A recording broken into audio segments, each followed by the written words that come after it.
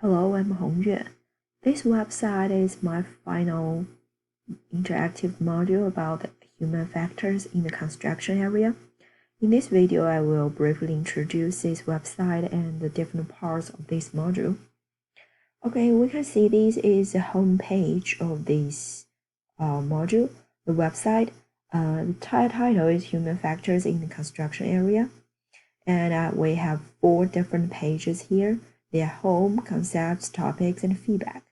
Also, I set up back to top, bottom here for the readers to easily get back to the top of the pages. Then let's move on. The first part is about the background information about the human factors. I used a video from YouTube. It is Introduction to Human Factors Engineering. By clicking this button, play automatically. Then, to test whether the students can understand these contents, I set up multiple choice questions using the Edpuzzle. I added 4 questions in the video. You can see there are 4 multiple choices here, and they can come to it. By click this button, students can directly go to this page. However, I make a note here to mention that they need to have an account in Edpuzzle to finish this task, because they need to log in to see the page.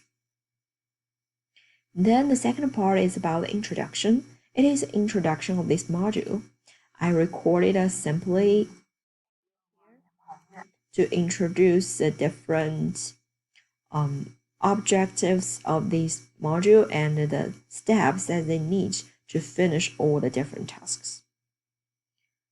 I also put a simply guideline at the end of this page about step 1, 2, 3, 4, which is related to the 4 pages here. Then let's go to the next page, which is a concept. This page is about the key concepts relating to human factors in the construction area. I firstly put a slide here. It is created by PowerPoint.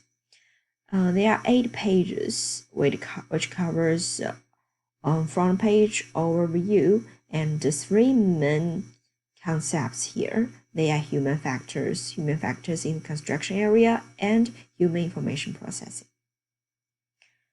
So I also put some reference here. So after review these slides, students need to answer the questions to make sure they understand these concepts.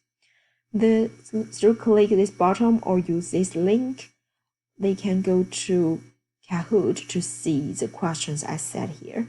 There are 3 questions about the different concepts, and they need to click play to play it. Then the third part is about the topics. I used a mind map here. The first part is about a picture that shows the overall structure of this mind map. There are 1 key point here and 6 different subtopics here. And also I attached some resources here. So I recorded my presentation of this mind map to help the students to understand it.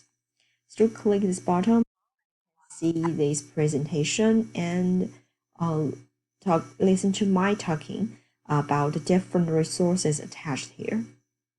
After watching this video, they need to answer these questions. There are 2 questions here for them to make sure they understand the different topics.